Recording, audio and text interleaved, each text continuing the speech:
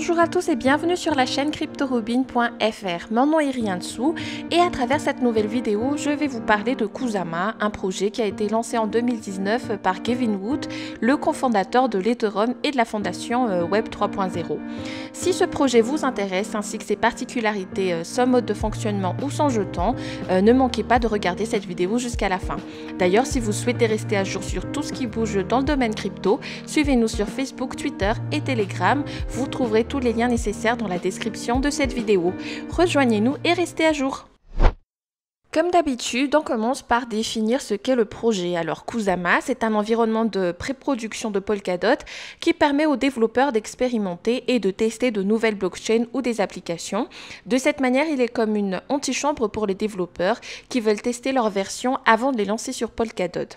Donc Kusama possède tout de même sa propre crypto-monnaie qui peut être échangée sur les plateformes et certaines améliorations sur Polkadot sont également testées sur Kusama avant d'être lancées. Quel est son objectif?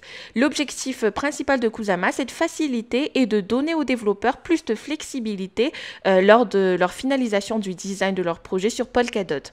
En échange, Kusama offre des règles moins strictes par rapport à celles du DOT, dans des paramètres de gouvernance moins sévères.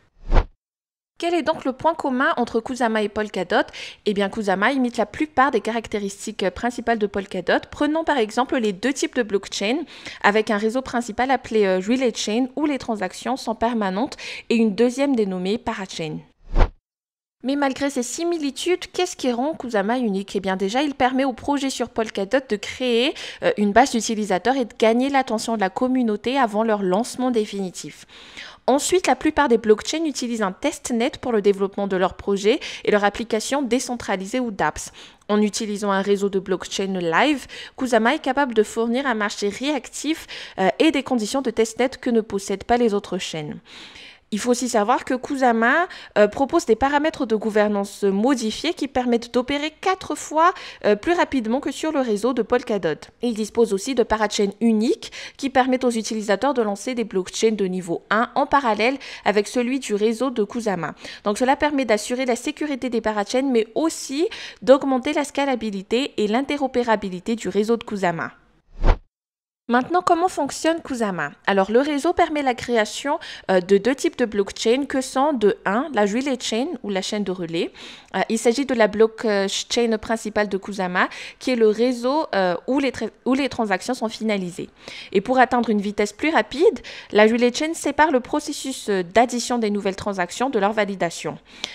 Ensuite, il y a les parachains ou parachains, qui sont des blockchains personnalisées qui utilisent les ressources informatiques de la chaîne pour confirmer la véracité des transactions.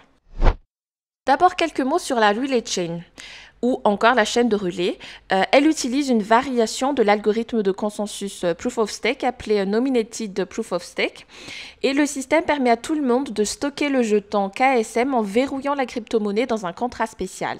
Cela permet de remplir plusieurs rôles nécessaires pour son fonctionnement dans les validateurs qui se chargent des blocs de la parachain tout en participant dans un consensus. Ils votent également pour les changements au sein du réseau. Puis, les nominateurs qui contribuent à la sécurité de la chaîne de relais en choisissant les validateurs fiables. Ils délèguent leurs jetons KSM aux validateurs et leur donnent ainsi leur droit de vote. Les utilisateurs qui jalonnent les jetons KSM et remplissent ces rôles sont également éligibles pour recevoir des récompenses.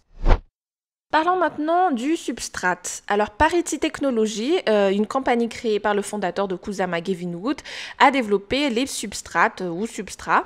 Donc, celui-ci permet d'avoir une opérabilité, une scalabilité unique avec un même code de base que celui de Polkadot. Donc, les blockchains substrats sont compatibles avec Kusama, ce qui facilite la communication à travers le réseau. Qu'en est-il de la gouvernance de Kusama? Alors, il faut savoir que 3 différents types d'utilisateurs peuvent influer sur le développement des softwares sur Kusama. D'abord, la chambre de référendum, c'est-à-dire que toute personne achetant les jetons KSM peut proposer des améliorations au réseau et approuver ou rejeter ce que suggèrent les autres utilisateurs. Ensuite, il y a le conseil qui a été élu par les détenteurs de jetons KSM et les membres sont chargés de suggérer les améliorations et de préciser quels changements proposés par les détenteurs seront effectués au logiciel. Puis, il y a le comité technique qui est composé de l'équipe même qui a créé Kusama. Et ce groupe est chargé de faire une proposition spéciale en cas d'urgence. Et les membres du comité technique sont votés par les membres du conseil. Si on a parlé tout à l'heure des similitudes de Kusama et Polkadot, maintenant abordons les différences. Alors Kusama est surnommé le réseau canari de la blockchain de Polkadot. Cela signifie qu'il fournit un code non audité avant qu'il soit lancé sur Polkadot. La première grande différence entre les deux grands réseaux, c'est la vitesse du système de gouvernance. Sur Kusama, il faut 7 jours pour voter sur un référendum et 8 jours pour appliquer les changements qui ont été votés. Cela est largement plus rapide que les 30 jours sur Polkadot. Deuxièmement, devenir un validateur sur Kusama est beaucoup plus facile car le stocking nécessaire est beaucoup moins important que sur Polkadot. Il est quand même important de noter que Kusama est une blockchain d'expérimentation, ce qui permet de sacrifier la stabilité et la sécurité au profit de la vitesse de transaction au sein du réseau. Donc Kusama agit en tant que canari en prévenant et en aidant à détecter les types de vulnérabilités ou de faiblesses dans le code de base de Polkadot. Cela est très intéressant pour les développeurs pour trouver un terrain pour tester les upgrades, la gouvernance sur la chaîne et les parachaînes. Une interface entre le réseau central de Kusama et Polkadot est envisagée et ce réseau, basé sur la communauté, va être lancé en parallèle avec celui de Polkadot. Kusama est entièrement indépendant du réseau du DOT et ne va pas évoluer en tant que réseau principal. Il possède son propre fichier de genèse, son propre réseau ID et son propre code SS58. Cependant, 1% des jetons DOT sont destinés à récompenser la participation et la possession sur Kusama. Donc beaucoup d'équipes de développeurs choisissent Kusama pour la création de dApp ou de parachain et restent fidèles au réseau. D'autres l'utilisent aussi en tant que terrain de préparation sur le lancement sur Polkadot. Maintenant, pour parler du jeton KSM, on va directement parler du stocking. Mais d'abord, il faut savoir que Kusama, comme on l'a déjà dit, c'est une blockchain NPOS et les détenteurs du jeton ont donc tout intérêt de jalonner pour obtenir des récompenses. Le stocking est devenu la méthode privilégiée des utilisateurs justement pour gagner des revenus passifs. Le rendement pour le stocking fluctue selon plusieurs facteurs du marché, mais si 50% des KSM en circulation sont jalonnés, les validateurs recevront la totalité des récompenses du bloc. Autrement, une partie de l'inflation du KSM est déposée sur le trésor de Kusama. Mais que peut-on faire d'autre avec le jeton KSM ? Le jeton KSM permet également de jouer un rôle important dans la maintenance et dans la gouvernance du réseau de Kusama. En détenant ou en jalonnant leur KSM, les utilisateurs, ils ont la possibilité de voter sur l'amélioration du réseau. Le droit de vote se rapporte à la proportion de KSM stockés et Kusama récompense les utilisateurs avec les nouveaux jetons frappés tout en rémunérant aussi les validateurs et les nominateurs.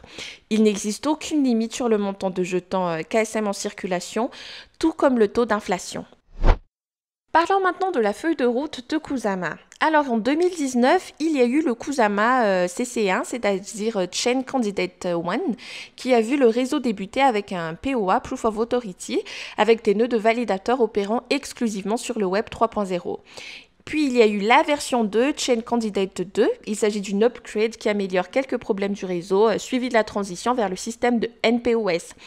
Ensuite, le Kusama CC3, Chain Candidate Free, le système de gouvernance décentralisé on-chain a passé le référendum 4 qui permet de déverrouiller le transfert du jeton KSM.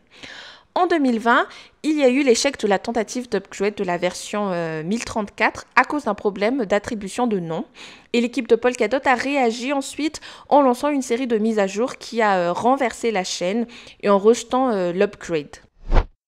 Concernant l'équipe et partenaire de Polkadot, alors Kusama a été créé en 2016 par les fondateurs de Polkadot, le Dr Gavin Wood, qui est également le cofondateur de l'Ethereum en collaboration avec Peter Szabo et Robert Habermeyer. L'équipe derrière le projet est donc la même que celle qui a créé Polkadot. Wood est notamment connu pour avoir inventé le langage utilisé par les développeurs pour créer des applications décentralisées ou d'apps sur l'Ethereum. En bref, je pense qu'on a fait le tour, mais en conclusion, il faut savoir que Kusama détient une place unique dans l'univers des crypto-monnaies en tant que meilleur testnet du marché en ce moment.